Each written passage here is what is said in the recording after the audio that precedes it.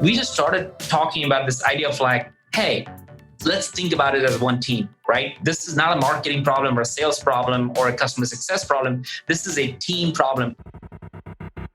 A relationship with the right referral partner could be a game changer for any B2B company. So what if you could reverse engineer these relationships at a moment's notice? Start a podcast, invite potential referral partners to be guests on your show, and grow your referral network faster than ever. Learn more at sweetfishmedia.com. You're listening to B2B Growth, a daily podcast for B2B leaders. We've interviewed names you've probably heard before, like Gary Vaynerchuk and Simon Sinek, but you've probably never heard from the majority of our guests. That's because the bulk of our interviews aren't with professional speakers and authors. Most of our guests are in the trenches leading sales and marketing teams. They're implementing strategy. They're experimenting with tactics. They're building the fastest growing B2B companies in the world. My name is James Carberry. I'm the founder of Sweetfish Media, a podcast agency for B2B brands, and I'm also one of the co-hosts of this show. When we're not interviewing sales and marketing leaders, you'll hear stories from behind the scenes of our own business. We'll share the ups and downs of our journey as we attempt to take over the world. Just kidding. Well, maybe. Let's get into the show.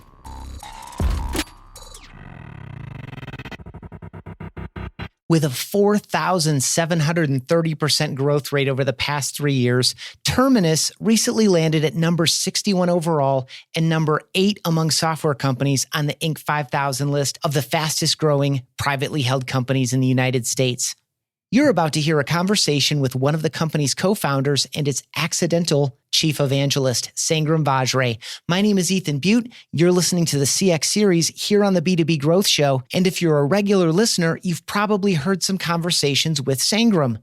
But what you haven't heard is what we go deep into, and I guarantee it's at the heart of their success over the past 3 years, and that is internal alignment. In this conversation, you're going to get 5 specific ways to improve internal alignment, all in service of elevating your customer experience. Enjoy your time with Sangram Vajre. Hey, welcome back to the Customer Experience Podcast. Now, with regard to customer experience, alignment within our organizations and across our teams is one of the biggest opportunities and biggest challenges in front of us. We'll get into that and a lot more with today's guest, who was kind enough to have me both as a guest and a host on his own podcast, Flip My Funnel, which I highly recommend. He's the co-founder and chief evangelist at Terminus, the #1 rated account-based marketing execution platform, and the leader of the ABM movement. Sangram Vajre, welcome to the Customer Experience Podcast. Ethan, love it, man. I remember when you initially started talking about doing a podcast, and now that it's doing so well, it's pretty awesome to be on it. Yeah, I mean, it's funny when I think about it. I look at my guest list and I think, wait, I haven't had Sangram on the show yet. So welcome for the first time of hopefully many, and I'm glad we can finally get this done. The best things, because we engage so much, and as you talked about Flip My Funnel, we have gone through, I think, about 400 episodes or something now. And I constantly think, I think 99% of the people that we have interviewed on the podcast are my friends. And, it almost feels like I'm still not, like maybe 5 or 6 or someone who somebody recommended, or in your case, when you did it, you had Guy Kawasaki on it. And so there are a few that I don't really have a full-blown relationship with, but almost every one of them, either I had a relationship with or have built relationships after it. So selfishly, I feel it's one of the best things from a friendship perspective that I personally have done in the last few years. Yeah, it's awesome. I find the same joy in it. And it doesn't surprise me either. I mean, just with your personality and the way you approach your work and your life and your business, it doesn't surprise me at all that you're making long-lasting relationships out of these podcast conversations. We're going to start here where we always start, which is your thoughts around customer experience. When I say, Sangram, what does customer experience mean to you? What thoughts come to mind?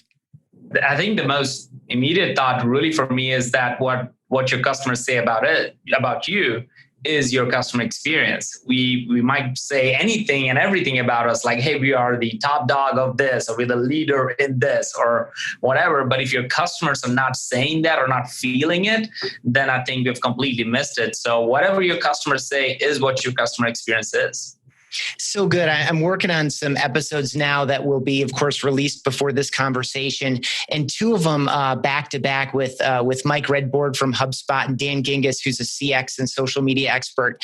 They both talk about what you just offered there, which is, I'll say it in their words, the customer's reality is the reality, right? There's no sense denying it or creating a counter argument or whatever. It's whatever they think and feel and say about you is the truth, period. And so, we need to engage in it so that we can affect that reality. But there's, your observation there that one, it's the feelings, and then two, it's their experience is what matters.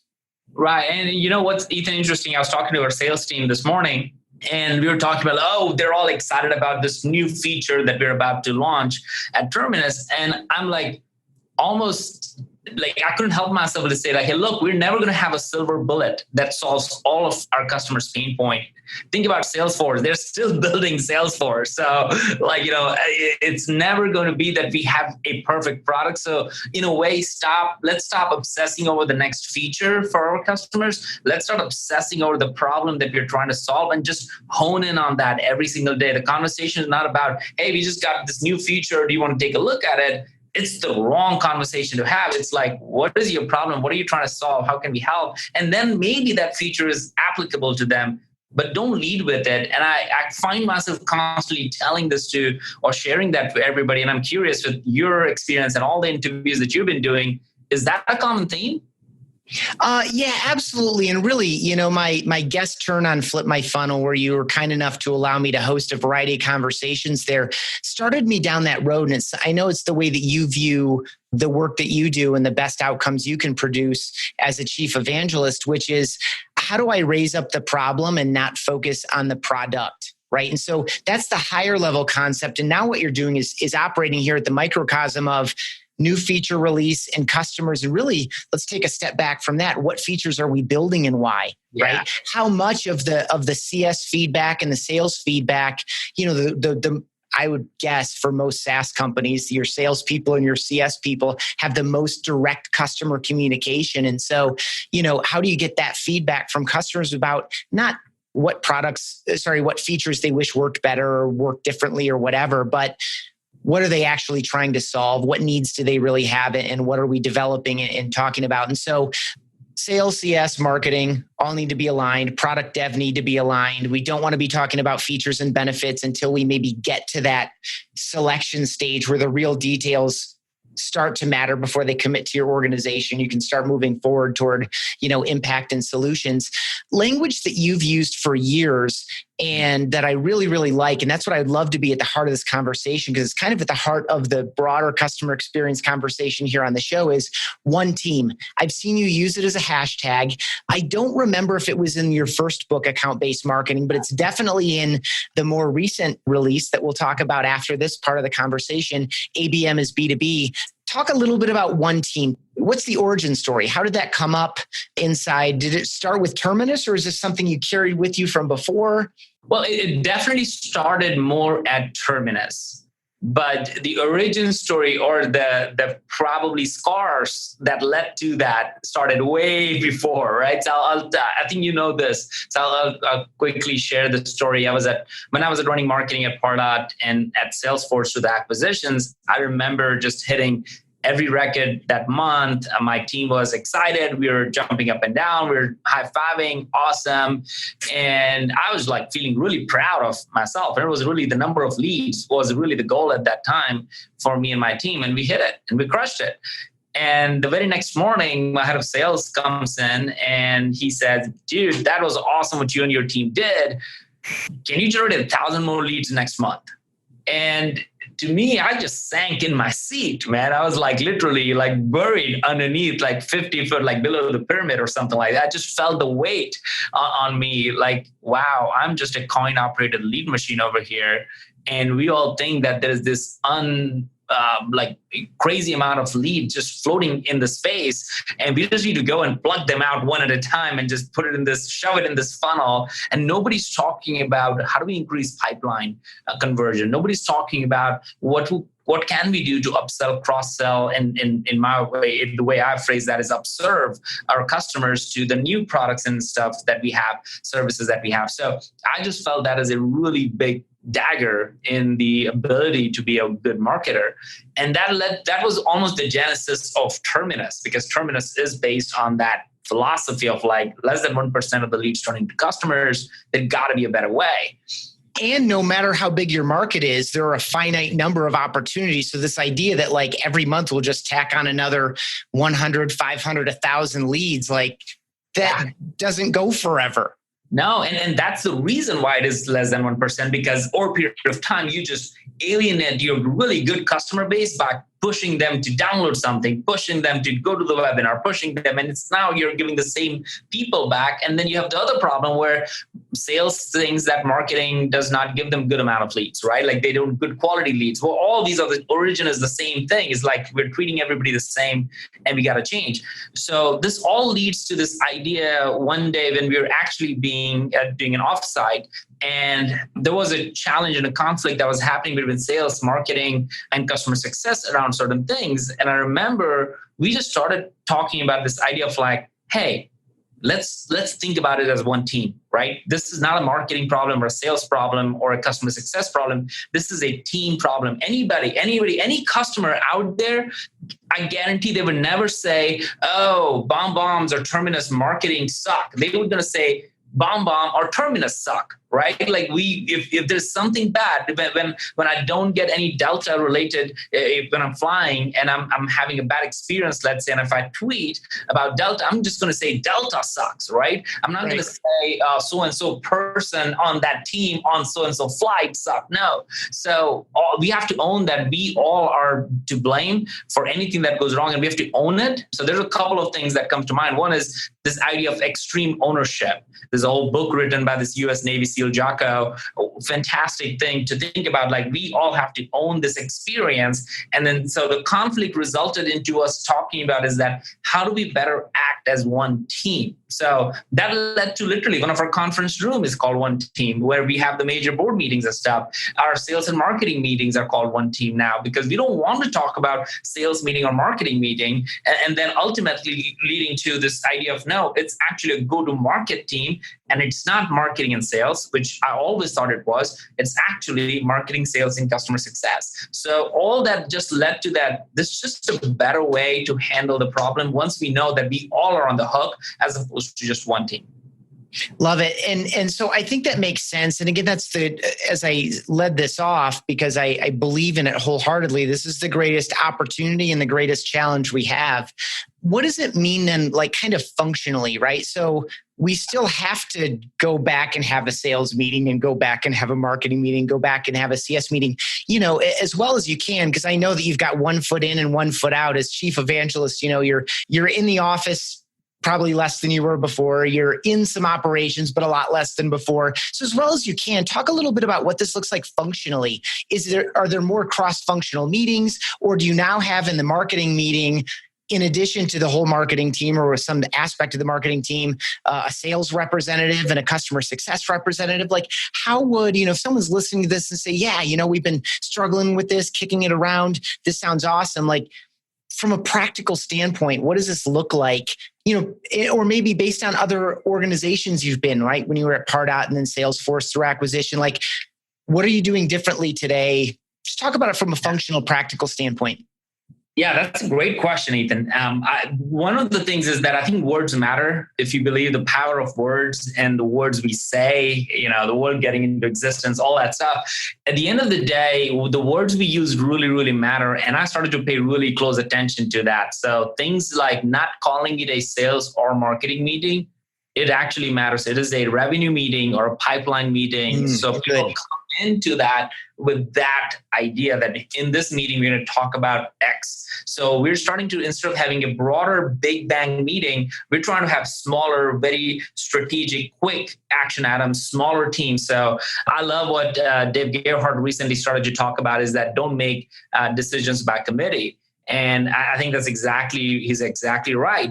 So we have now small teams of pods where Tori, who runs demand gen, he works directly with the SDR leaders and they come up with campaigns and run it. We don't need to make an announcement around it. We don't need to have an all hands around it. We just go do it like it's your job. And the other part, I think if people want to essentially force this, it's going to be really hard. But if you change the metrics, how they're measured success on, you'll automatically see all these changes happening. So the hard way to do it is tell everybody what to do. The easy way to do it is just change the metric and see everybody do it, right? So we just have no lead measurement, right? We don't look at number of leads as our goal. The marketing team and bonuses, everything is compensated on the pipeline, the revenue that the company generates. So automatically, they have to do. Strategically as well, like marketing and sales, they sit next to each other. So we're not trying to have two different floors. The leaders are all next to each other. They're constantly talking, constantly meeting. So I think if you could do a couple of things internally, if you're really new and starting to get into it, the two recommendations I would have for everybody is get your KPIs aligned. If those are aligned, teams automatically get aligned.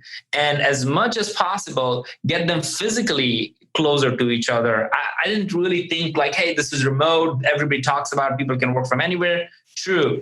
But you can never get over this personal relationship and connection that you have with the other person. So if you're not in the office and if your marketing sales teams are in different time zones and stuff, that's okay. Get on Zoom and have a video call, not email, over email. Email, like for that perspective, should never be used. It's really, let's talk about this thing. And maybe the final one, apart from KPIs and just physical proximity, I would say is just talk about the results you're getting. One of the best things that happened in the team was Tori when he started some of the campaigns with our sales teams. They would just come up and say every week they would report on it and say, hey, here's what we worked. Here's what didn't work. Here's what we worked. Here it didn't work. And so now everybody has trust in them that, hey, they're testing, they're trying, they're working together. They're all jumping on each, and making sure things are happening. So creating that momentum and trust, I think really moves the needle. So good. For anyone listening, that this always happens to me as a podcast listener. I want to take notes. So either hit that 30-second back a few times because there were a few really good takeaways there and you did a nice job summarizing them as well. And then adding on that bonus idea. In addition, you can visit BombBomb.com/podcast. We do summaries and overviews of every single one of these episodes. And so if there's one you want to go deeper on, you can always go visit BombBomb.com/podcast. And we break out little frameworks that smart folks like you offer, Sangram. So thank you for that. It also makes me even think about just going all the way back to the beginning, your first idea there. It makes me think about not just these cross-functional meetings, but almost every meeting we have where, we do daily stand-ups. We just did a Monday morning. We do a stand-up within the marketing team and we just kind of do a quick once around on what went well last week, highlights of the week, successes, what's our number one thing each of us is focused on for this week, and then any concerns or roadblocks or anything that anyone needs help with. And we just do this a quick once around. And it doesn't really have a name. And I think if we were more intentional about naming it, it would have even more kind of power behind it, even though, and I take that back, that is also still a cross-functional meeting. We bring in folks from design. We bring in folks from CS, and I don't think we have sales in the room. Anyway, really good stuff there. And the power of naming it. Naming has power. Like you think about category building, and I think a lot of times we think that what's big, that's a big thing. So name that is good. Man, I feel I spend so much time, honestly, on naming things and writing stuff today than I ever did before. And I feel like it's way more important today than ever before because everybody's getting a whole bunch of shit in their inbox all day long. So what emails I send, I really, really pay attention to. What subject lines I use in the internal emails, I actually think about that. And I never thought about it. And it's not because I'm trying to one up any other. I'm just I want to be intentional about it. And if I send something, I want people to pay attention to it. And if I set up a meeting, it has to have an impact result. As a matter of fact, I've stopped recurring meetings completely. The meetings that I want to be part of are always short, like 25 minutes or like that, 25 or 50 minutes. And then in those meetings, all these meetings are no more than a month or month and a half long. There's no recurring meeting right now. And the reason I started doing that is because I started to notice that this snag that we get into, we're like, okay, this is a standard thing and we're going to go into. I'm like, no, it's a project. We're going to talk about projects. So I've gone the reverse way. I've gone from a lot of recurring meetings that kept things going. And it was more of like, I needed to know what's going on, or my leader needed to know what's going on, to these meetings of like, we need to get shit done. So we're going to have a project plan. We're going to have clear owners, whoever owns that meeting, and then they are the owner of it. This is not like we can talk in a coffee table if you want to talk about how the day was. This is about really enforcing ourselves and pulling us together and being intentional about every minute of this conversation. And when the conversation is done, go have a coffee with somebody. That's totally cool. But this is so important. So the naming of it, the timing of it, the idea of it, and the time frame of it, I'm starting to pay way more attention to those things just from productivity perspective and getting things done perspective than ever before. Man, my calendar just opened up. I'm so excited about this. Yeah, I mean, it literally is a letting go kind of thing, right? Like giving up versus letting go thing. Some time back is like, I have to let go of these ongoing product meetings, ongoing marketing meetings, like nobody needs me. And if there's somebody needs it, there's an action item for me. Somebody is going to call me and they know my number or whatever. I need to be part of things that are actually going to get stuff done. And I don't need anything more than a month or two, because after that, it's a phase 2. Let's call the meeting phase 2, phase 3, phase 4. There's new energy. There's new excitement. There's maybe new set of people that need to be. Some of the people don't need to be in the meetings. We all know who those are. Sometimes it's us. So we need to start moving it around. Yeah, so good. And it's your point of like letting go. It can be really difficult because we think, well, people need me. I need to be needed. I'm the kind of personality that I need to be needed. Oh, me too. It feels really good. I don't always need it, but it feels good, right? And so this idea of like, they're going to be fine without me, Yeah. Or we did 4 meetings over the last 3.5 weeks, and now they're off and running, and we'll reconnect next quarter and see what they learned in that window of, we got this thing off the ground, it's flying, and we'll check back in on it in a little bit. Let's go back to language, the importance of language. You mentioned kind of category creation. Obviously, you and your team have been critical in defining and evolving ABM, account-based marketing. For anyone listening who might not be familiar with ABM, just give a quick drive-by on account-based marketing. And you already have a little bit, but be really explicit. Yeah, sure. So ABM, to anybody who doesn't know, is really focused on the accounts that you can serve the best, period. So if you are a financial services company today targeting Fortune 500, guess what? You only have 500 potential accounts to target. And within that, if there are 50 Fortune 500 financial services, then that's at 50. And if you're spending money, time, energy, resources on writing blogs and getting people on that are not from these 50 accounts, you're wasting your company's time, money, energy, and resources. So account-based marketing, I think Seth Godin on one of our interviews said it best. We all believe or want to believe that we live in this micro world, right? Macro world. But we really are in a micro world. Every one of us have really small segments that we need to go after. And your small segment may be really big for somebody else, but it's still small. You're still, unless you're selling Nike shoes, you should know exactly who you're selling to, if not go back to the drawing board. And that's really what ABM is and has been phenomenal to just see it grow in the last 4 years. Hey everybody, Logan with Sweetfish here. I had to take just a second today to share with you another podcast that's in my regular listening rotation. The Sales Engagement Podcast has some great interviews, and you pick up a lot of best practices from revenue leaders that are doing the job day in and day out. I've picked up so much learning from other sales leaders that are featured on this show. One of my favorites is 7 Things Marketing Wished Sales Knew About Nurturing Leads. So check out the Sales Engagement Podcast wherever you do your listening. And by the way, if you're not following Scott Barker on LinkedIn, you should do that too. All right, let's get back to the show. Let's talk a little bit about the book. And then I just instantly had like 3 questions about how to just, theoretical things. But so you wrote the original book, Account-Based Marketing, like 4 or 5 years ago? Yeah, I started writing it when we started the company about 2014, 2015, and we published it in 2016 with Wiley's in 20, Account-Based Marketing for Dummies. And now getting to the second book has been a really interesting experience. Yeah. So the new book is ABM is B2B. Talk a little bit about the title and what led up to it. My publisher was really upset. He's like, I've never seen somebody have a title that has 2 acronyms in 3 words. Nobody's going to ever buy this book. I'm like, exactly. This book is not for everybody. I'm not trying to be a New York Times bestseller. I just want, there are 5,000-6,000 people, companies out there that we believe we can serve the best as a company and the industry as overall. I want them to have this book. And if they don't know what I'm talking about, I don't want to waste money on shipping.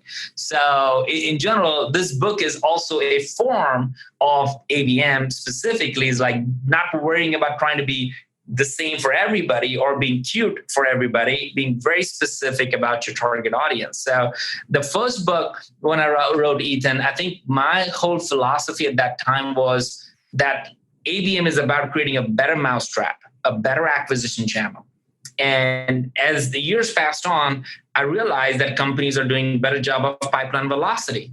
As a matter of fact, I've lately started to talk about that most companies don't have a demand problem, which people like, what are you talking about?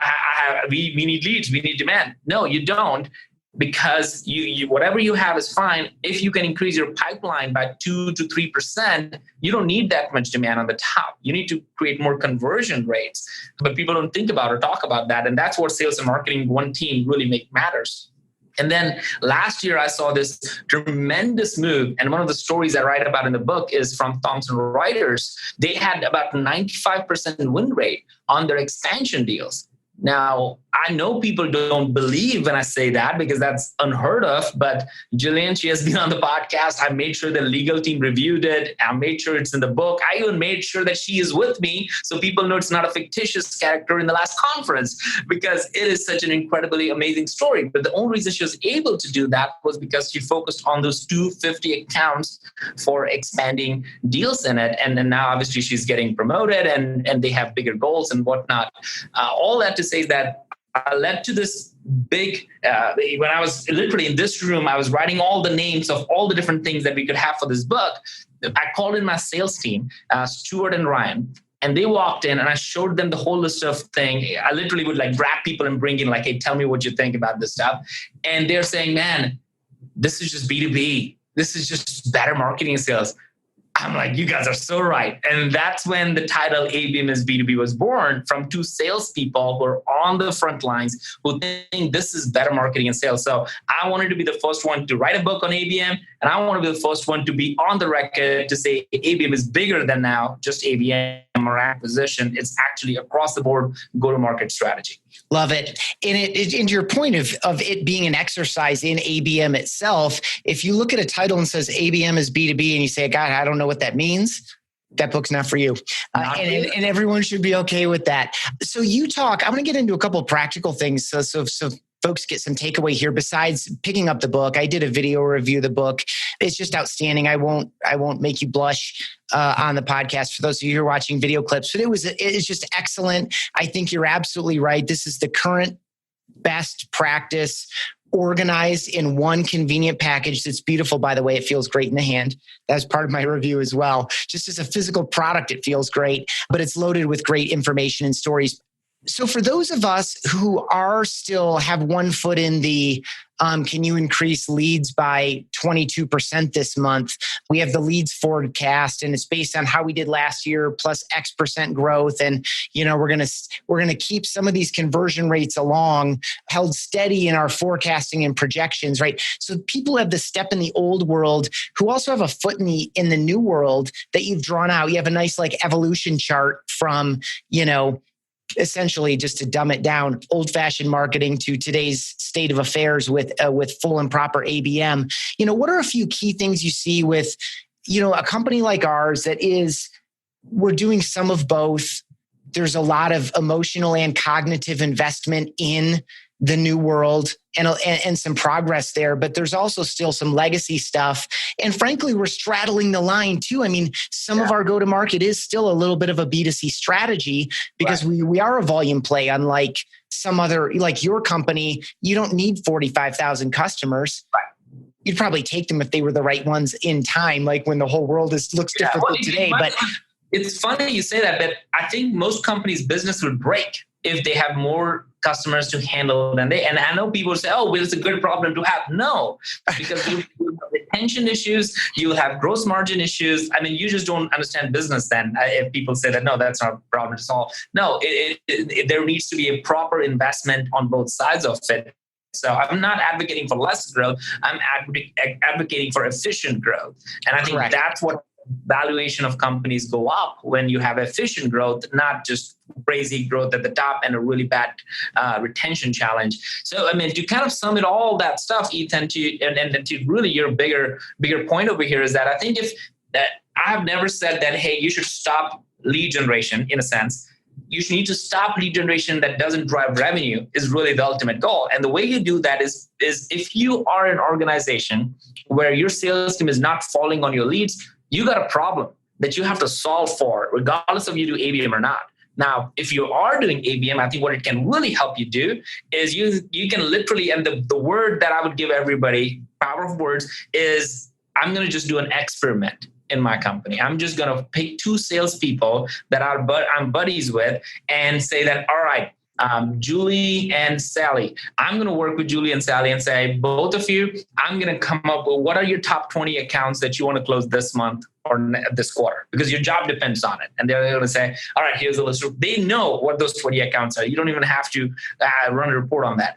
And then you said, all right, I'm going to figure out what to do with this. All right. You look at those 20 accounts and they say, oh, of these 20 plus 20, 40 accounts, 10 of them are in Boston. Let's just do a dinner in Boston and then fly you guys and then have a conversation with peers and our customers. There are some customers there.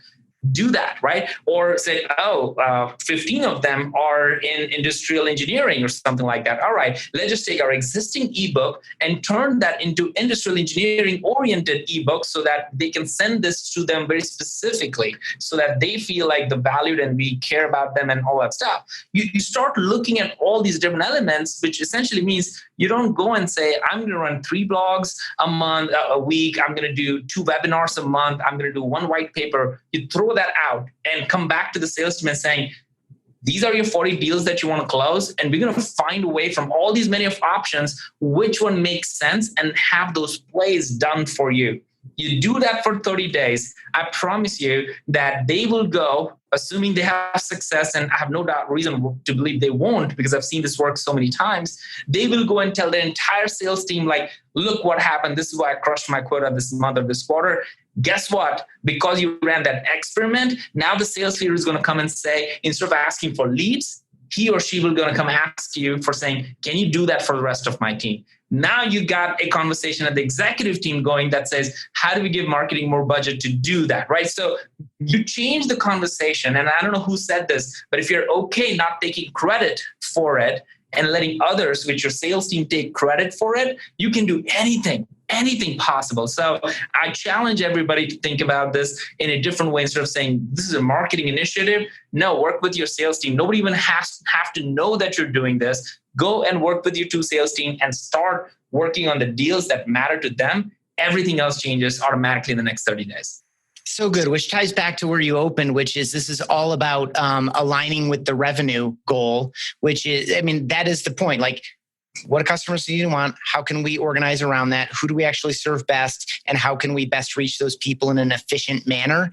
It reminds me of, it's just general. I don't know if I ran into it when I was working on an MBA or somewhere else, but the research around one of the biggest challenges is defining the problem. I think so many people are looking for where to apply solutions, but they haven't done the homework of defining the problem. And so that's what you were making me think of here is the problem is, I have these 20 accounts and I need to move them forward at some are at this stage, some are at this stage, some are at this stage. I need to move all 20 of these deals forward. And then marketing rolls in and says, okay, we will help you move those forward. And so we're going to define activities and execute activities based around this very specific, we've defined the problem. The problem is there's not enough velocity right here, as opposed to, I've been in teams and I've even done it myself where we're just doing things that we assigned ourselves and hoping that sales finds value in it. Yeah. It's just hard. And it's super, super powerful. I mean, I was going to ask you about the power of the alignment when we were talking about one team, but it should be very apparent that it's all around efficiency of revenue and how to best serve the customer. I got a couple more things I want to ask about. One of them is book related, and I think you'll enjoy this part of the conversation. New Story is an organization that all of the proceeds of ABM as B2B are going to support. I'm going to give you the opportunity to talk about who is New Story, what are they doing, and why did you commit this way? What's your motivation to support the organization through the book? Oh man, thanks Ethan because I think that probably, you're right. I'll totally enjoy the next 5-10 seconds that you give me on this thing because it's very close to my heart. So I met Brett, who's the CEO and co-founder of New Story. They're based in Atlanta and San Francisco, and it was really interesting. I never felt me drawn to one type of charity or the other. If somebody asks me for money, I'll do it. I'll do it for my church. It's just that. But beyond that, I never understood or valued and always felt like, oh my goodness, what am I doing? I'm talking about marketing. And then people over here are creating like charity water and stuff. Like even they're doing so many amazing things that I almost felt like whatever I'm doing is absolutely worthless. Like it has no value, whatsoever. We make software that I can't even touch. So, it's valueless sometimes. And it does feel like that. Sometimes it's just how it is, even though, obviously there are people, there are jobs and their businesses run and lives are supported from it. But sometimes you just want to touch it tangibly, right? And when I met Brett, I felt like his story of the fact that when he was out there in a couple of in Mexico and some other places, he just saw that people didn't have homes and what we take for granted over here. And he just had this dream of building communities of houses, not one house, but a community. And what was really interesting is they're doing it using 3D printer. So they can literally build 100 houses in 100 days and something that they won as a Y Combinator. So it's a nonprofit that has 3D printing houses. They have one kind of built in Austin as a prototype. And now they're going to build communities all over the place. Like Tony Robbins, a lot of other people have been putting money into this. And a lot of the tech founders that I know are already investors in them or giving them money to do a whole bunch of things. So I love the fact that it has technology and not just any other raise money kind of thing. And the second part of it is they have 100% new charity water kind of business model, which is all the money that we are raising for them will go to this cause. And their operating cost is funded by founders like me and others who are just giving the operational cost of it, right? So I love the part that the 100% of the money that will go from the proceeds or the reviews for the books will go directly to them. And that will go directly to the people who are in need, as opposed to all the logistical cost that comes with it. So anyhow, I felt that, man, look, this is not going to be a New York Times bestseller book and stuff. I wish it could in some ways, but we're very focused and targeted. If nothing else, I want to create awareness for them in the tech community. And that's really my hope and goal with that.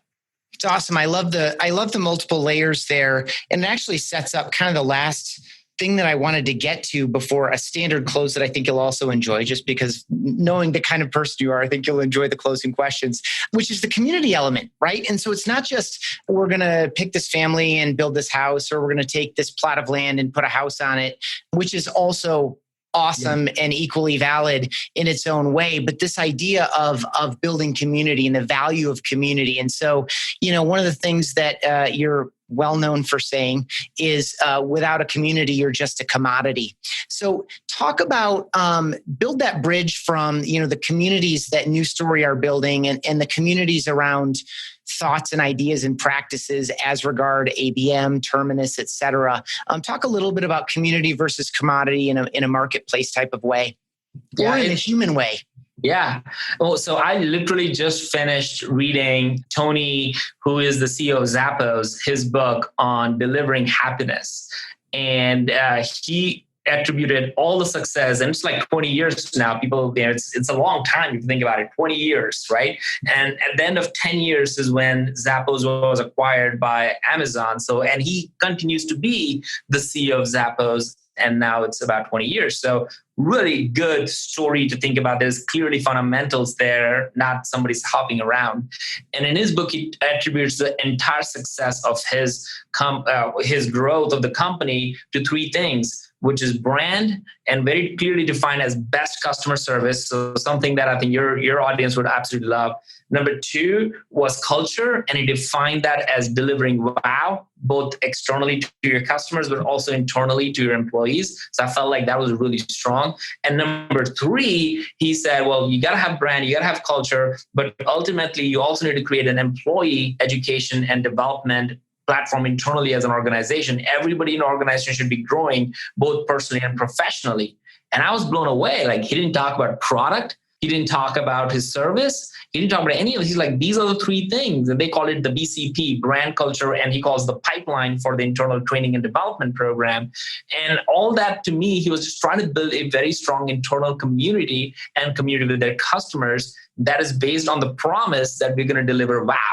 Right. And I felt like, man, that is really strong. So if one of the greatest companies out there is not focused on product as much as they're focused on this, and not saying that you got to have shitty product, that those are table stakes. I think we need to start building this higher narrative and really focusing, not just saying, but doing it. And I think people would start making a note of it. And this whole idea of without a community, you're a commodity. I think that is my one-liner for my 5 years of experience as a startup guy is if we didn't do that, it would be really hard for us to grow at the rate we're growing. But in spite of that, everybody else can copy everything that we do. There's not a single feature we're going to develop in the next 5-10 years that are going to be so groundbreaking that nobody else in the world can copy. Everybody can copy. But what they can't copy is the community aspect of it, which is why I love the fact that when News Story and others, like when people, or what you're trying to do with this podcast, they're all trying to build a community because people want to be part of a community, not a product, but a community. And that to me just feels at the human level really important. Yeah, I agree completely. And I think you've got so much going on there just tied up in the company, the focus, just the concepts of ABM and what that means for building relationships with customers so that you can be very intentional and specific, not worrying about everyone, but worrying about specific people and how you can serve and upserve those folks, building it internally, investing in your people, which even that layer as you're going through Tony's Shay's teachings there, it made me think about what you were saying just 15 or 20 minutes ago about the hard path is to go tell everyone what to do. The easy path is say, hey, here's a problem. And so if you have a bunch of smart, committed people and you just point them at the right things and kind of, again, take some time, especially maybe at the executive level to make sure people are aligned in the right directions and going toward the right things. The rest of it's just going to take care of itself. And it's more enjoyable for everyone involved. It's better for the customer. It's better for the employee, and it's better for the health of the business in general too. So it's awesome. I think people hearing that and saying that, I think it'll become more and more true. I think from a hardcore go-to-market standpoint, it's absolutely right, because the other side that we didn't talk about is the commodity. And it's like, whenever I talk about that commodity element, we work with a lot of people who fear disintermediation. The idea that their jobs are going to be replaced, not truck drivers, although they're certainly threatened by self-driving trucks, but, people that are trying to figure out, a lot of salespeople who are trying to figure out, will people just buy this directly? Will I be cut out of this process by a tool or an app or something else? And, we're teaching them how to re-inject the human element into the process through video to bring it to life, to build some emotional connection, to answer questions more clearly and more quickly than someone could get a solution by maybe reading a 18-paragraph support article or something like that. And so it's this commodity side of it where a lot of things will become commoditized, but these things that people have emotional investments in through personal relationship and other kind of everything that community entails is the antidote to the commodification of our businesses. It's so good. I love what you're doing. Do you have anything on that? No, man. You summarized that one because there's a lot. Yeah. So the way we always wrap up here, relationships are our number one core value here at BombBomb and on the podcast. And so I always like to give you the chance to thank or mention someone who's had a positive impact on your life or career, and to give a shout out to a company that you think is delivering great experiences for you as a customer. All right. So the person who's having a lot of impact recently, more than anything, has been my son. I think I've been learning a lot from him of being present and just being in the moment and doing stuff that doesn't really be part of the normal rules and stuff. So I love, like, one day he just, walked out with like a, tennis shoes and like Terminus socks, like football socks, and, basketball shorts and a baseball t-shirt. And I'm like, dude, what game are we going to play? And he said, anything is possible. And I think that just made me realize that, oh my goodness, we just are so tunnel focused on our own lives that sometimes we forget that anything is possible. We just need to think about it differently. So he's been really inspiring. I'm actually really looking to learn from him every day now because of that like childlike thing that we kind of lose as we grow. Awesome. How old is he? He's 9. Awesome. Yeah, so it's a lot of good stuff there. And then I think as a company, there's several really good companies. I feel like obviously Drift is doing really good around a lot of just being human around a lot of the interactions and stuff. And I know David Cancel and David Gerhardt really well. I think another company that's really doing well that is actually not talked about as much is G2.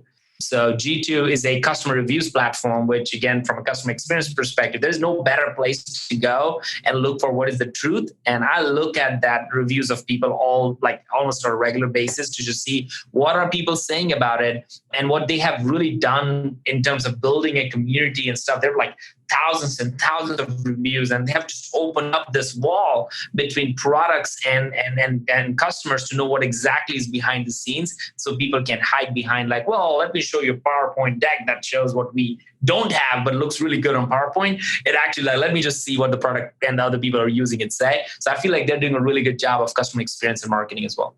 It's awesome. And they're raising the importance of customer experience by making the actual customer's experience more transparent and giving social as obviously in general, its rise empowered customers at a broad level, but in a focused way. Someone like G2 that's to the point of account-based marketing. They're not trying to review every product and service. It's a very focused and organized platform, and it gives buyers such transparency. And so it raises up the demands on us as service providers to do our best job. I like reading our G2 crowd reviews as well. Or G2, sorry, did they drop crowd? Yeah, they didn't have crowd. They have G2.com or something like or G2. Yeah, they had G2 crowd, right? Remember, now it's all G2.com.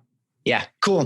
Sangram, this was as fun as I expected, and I had very high expectations. I know folks are going to get a lot out of it. There's so many ways to connect with you. I feel like you're man about the internet / man about the industry, but in a targeted way. If folks enjoyed this and they wanted to follow up, besides picking up a copy of ABM is B2B, what else might people do to connect with you?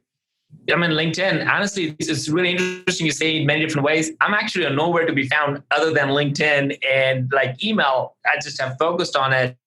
I'm not on Snapchat. I'm hardly on Twitter. I'm not on whatever is the new thing, or TikTok or whatever. I'm literally on LinkedIn. So it's actually very easy to find me now. Awesome. So look up Sangram Vajre on LinkedIn. You will not regret it. Tons of great content and a growing community. Sangram, this has been a pleasure. I appreciate your time so much, and I wish you continued success. Same here, man. Thanks, Ethan, for everything you do, man. I love that conversation from start to finish. Sangram is just such a smart guy, does a lot of the right work the right way, and he's a constant learner too. I love that Zappos piece at the end around brand, culture, and pipeline, or BCP. He's constantly sharing all the things he's learning on LinkedIn. I recommend you give Sangram Vajre a follow. My name is Ethan Beute. I'm the host of the Customer Experience Podcast, the Chief Evangelist at BombBomb, and the co-author of the book, Rehumanize Your Business. You can also hit me up on LinkedIn. I would love to connect. My last name is spelled Beute. Send a connection request and add a note to it. That's a great way to extend the conversations we're having on the CX series here on the B2B Growth Show. Thanks for listening. Hey everybody, Logan with Sweetfish here. If you're a regular listener of B2B Growth, you know that I'm one of the co-hosts of this show, but you may not know that I also head up the sales team here at Sweetfish. So for those of you in sales or sales ops, I wanted to take a second to share something that's made us insanely more efficient lately. Our team has been using LeadIQ for the past few months, and what used to take us 4 hours gathering contact data now takes us only 1. We're 75% more efficient, we're able to move faster with outbound prospecting, and organizing our campaigns is so much easier than before. I'd highly suggest you guys check out LeadIQ as well. You can check them out at leadiq.com. That's LeadIQ.com.